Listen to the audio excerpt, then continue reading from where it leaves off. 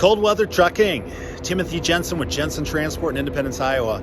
When we turn the corner and it starts to get frosty, cold, below the dew point or whatever that causes your frost to stick on your windows, that changes trucking a little bit.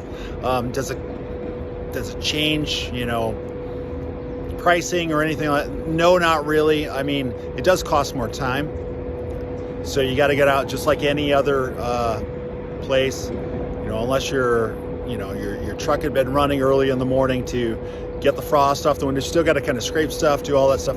But it does change things a little bit, because on trucks, the braking system is a little different from cars, because the braking system is all done by air pressure in a truck. So if you've got some moisture in your air tanks, or as that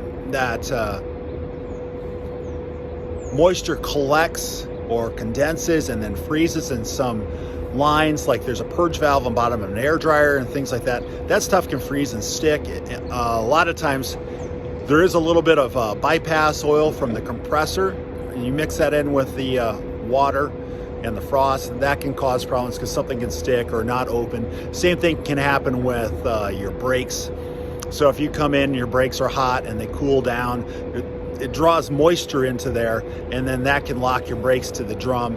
So you have all that stuff to contend with when the weather changes, and actually have that stuff to contend with normal wintertime driving.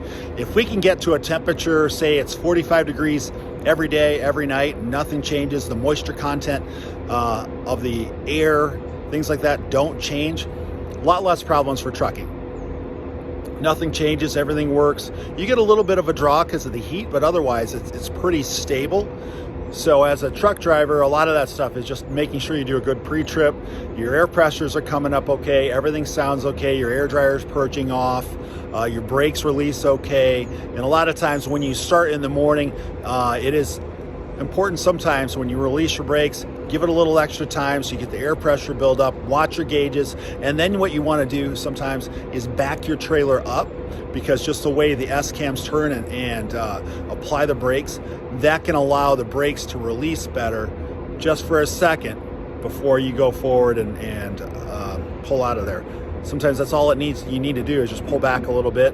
Why that works that way, I don't know, but it does help as a driver. So all good things there. It does test your batteries. So if you're using APU or a bunk heater or something like that draws electrical power overnight to either heat the cab or run some type of equipment, you got to watch that too. So if you've got battery issues, you'll find it on the first cold snap.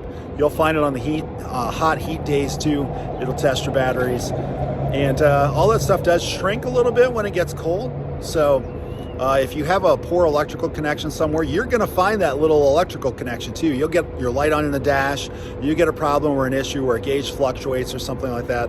So always something to watch. So Timothy Jensen, Jensen Transport. Hey, have a great day. It is the 1st of November out here, so weather is changing a little bit.